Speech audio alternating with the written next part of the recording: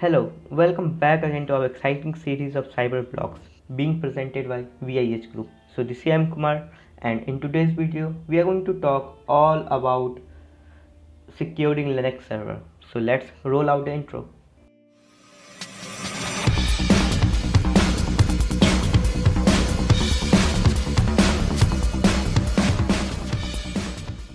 We are going to talk about the agenda will be introduction to make how to make your Linux server more secure, and then 10 Linux hardening and security best practices. So let's start from the introduction. So Linux, as you all know, Linux is the most commonly used operating system for web facing computers, running on nearly 75% of the servers according to some of the surveys. There's a lot of surveys being going on 2021, but if we talk about 2019 survey which has been covered by Netcraft, then there is approximately 75% of the servers are running on Linux. So we'll cover how to make your Linux server more secure. So we'll explore the role of Linux hardening and cover 10 best practices you can put into action right away. So let's hash it out. The role of Linux hardening in Linux server security. So many of the Linux server security issues you may experience occur in part because they don't arrive hardened out the box. Rather, it's the user responsibility to set up system that reveals suspicious activity. Without this extra effort, Linux server can be shockingly vulnerable. Further complicating matters, many of the today's top security initiatives focus on the front office rather than the server rack. So this provides plenty of opportunities for malicious party to acquire sensitive data, and the result can be devastating. So that's good news. There is no need to take a passive approach and succumb to Linux server security concerns. A strategic protocol focused on risk prevention and early mitigation can make all the difference. So 10 security best practices for Linux server. So while securing Linux server many seems like a hassle, the process comes with a clear silver listing. It's provide an extra degree of control. What's more, secure server security isn't necessarily difficult to achieve. A few basics Linux hardening and Linux security best practices can make all the difference. So as we explained, now we are going to explain you all the 10 points. So first, as always, use a strong and unique password. So a strong passwords from the basic of any security server. If possible, this should feature a minimum length of at least 10 characters plus requirements for using special characters or upper or lowercase letters. The same password should never be used for multiple users or software systems. Don't forget to configure expiration, as no password can provide adequate security indefinitely.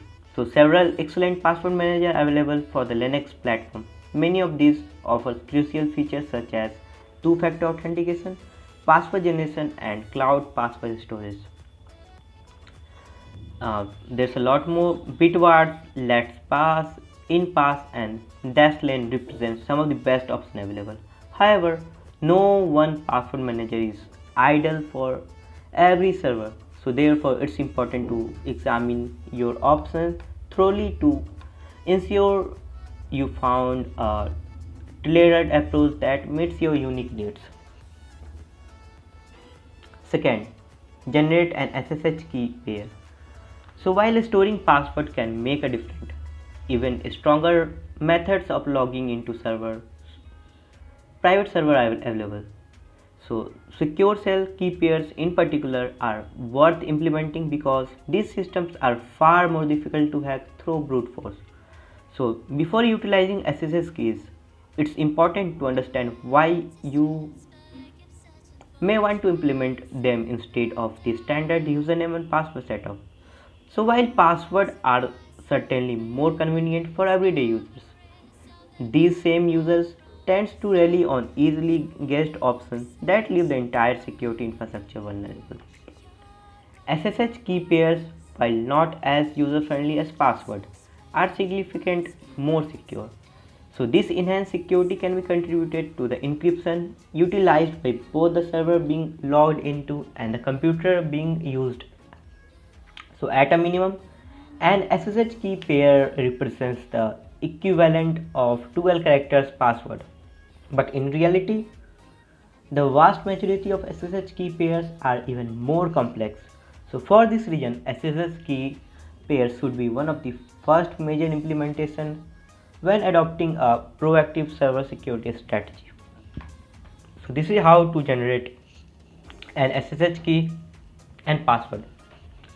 To set up an SSH key, type the following command as you can see on the screen: ssh-keygen-t rsa. So you can choose where you want to save the key or simply hit enter to save it in the default location as shown in the example below. Enter file in which to save the key: home, maybe your user.ssh/id_rsa. So when selecting a location, consider the potential of SSH key sprawl, in which individuals and organizations lack proper inventory. So this is a huge problem because many maintain dozens or even hundreds of SSH key pairs per server.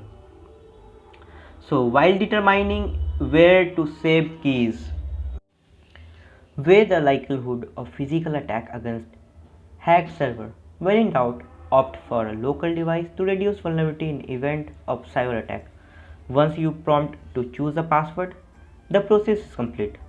Given the ease of executing the service essential, there is no reason to avoid the procrastinate. 3. Update your software regularly. So properly managing your Linux server security includes implementing regular software patches to address emerging vulnerabilities. Unfortunately, many Linux users neglect to put these patches into action. Without prompt update, software can become exploitable and easy for hackers to use to gain access. A wide variety of accessible options allow you to update Linux while using Ubuntu. So these include command line and the Ubuntu Update Manager. So to update via command line, use apt-get update. So this package will list the available packages. It also can provide information on the latest version. In order to install these packages, you will want to use apt-get upgrade. So with the Ubuntu Update Manager, the process look a little different.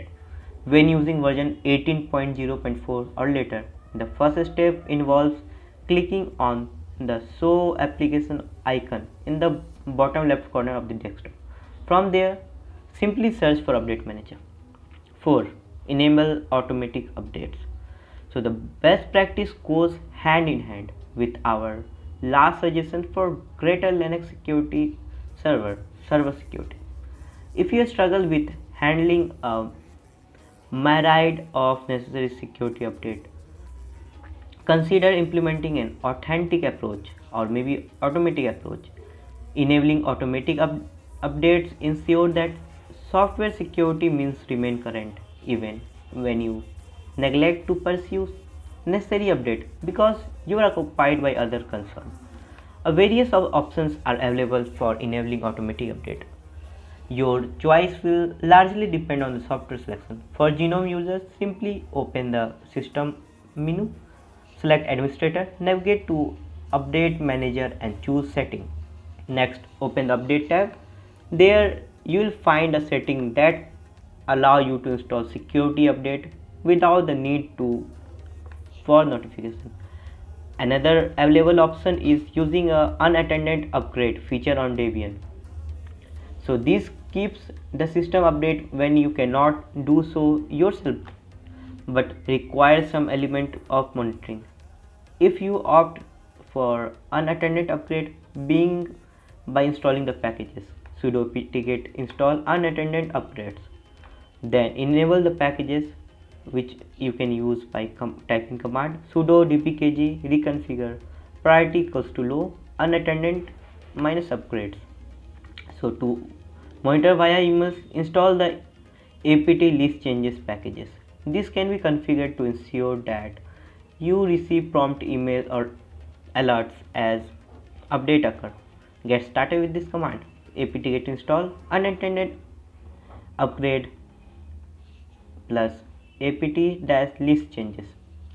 Fifth, avoid unnecessary software. So new software can be tempting to implement, but not all web servers are truly necessary. Each additional program provides yet another opportunity to expose your server to potential problems down the road. While it's tempting to add new exciting software when it's first available, this approach could lead to considerable security concern in the long run. Over time, even the most efficient system can become bogged down and bloated from unused, implementable, or redundant program. So it's wise to do a system wide audit for all software at least once a year. By making this simple commitment, you can optimize your server and keep it running at peak efficiency even as you add new programs.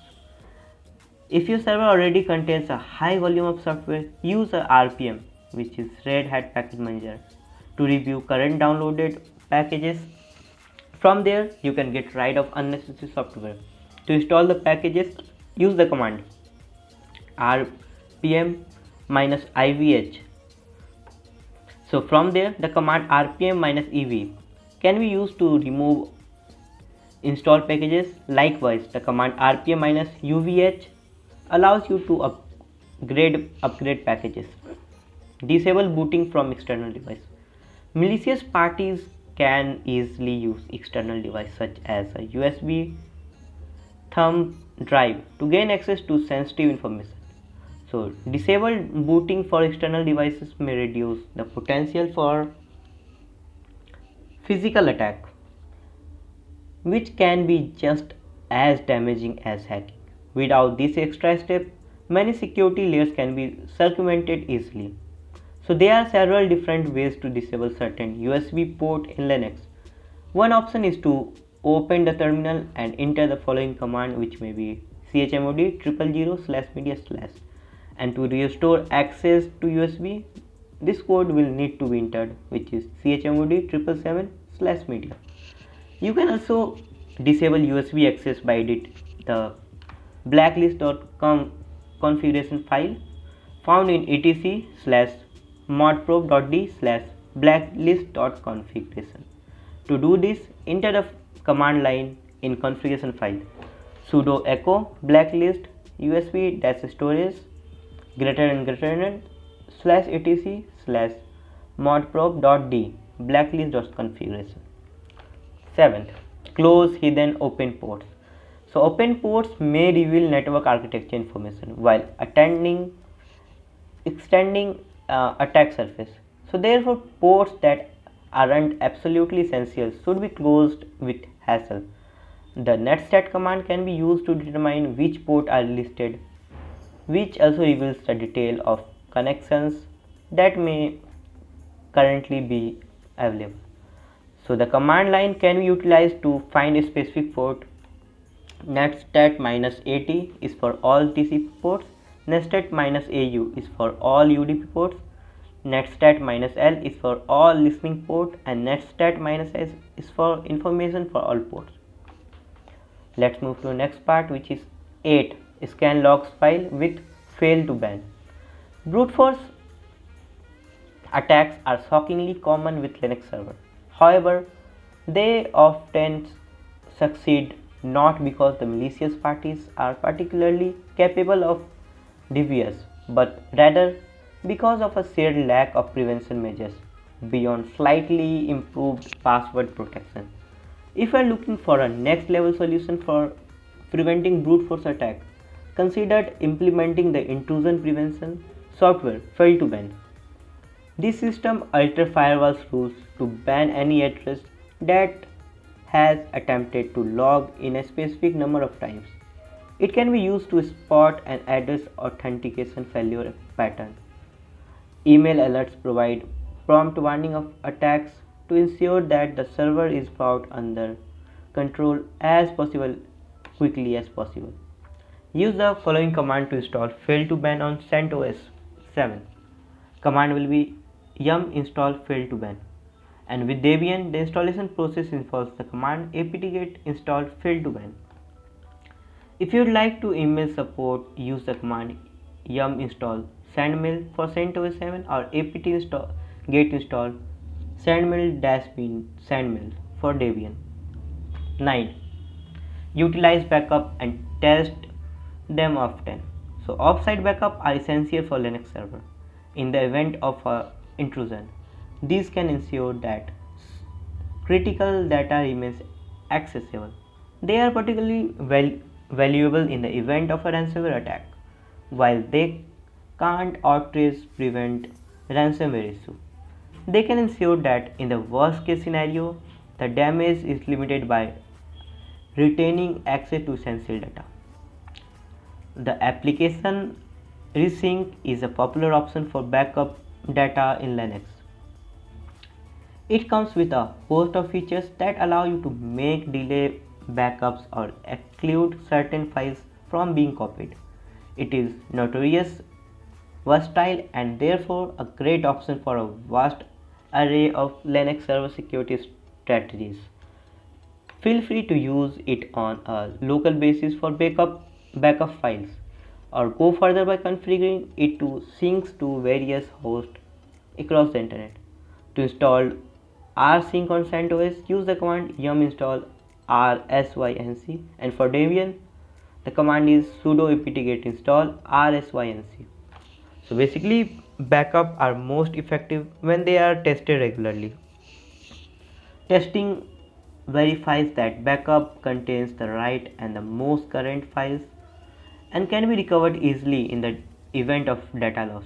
If you have recently completed a manual backup, use the last backup command to find details. Likewise, the scan command will help you to verify that files are properly backed up.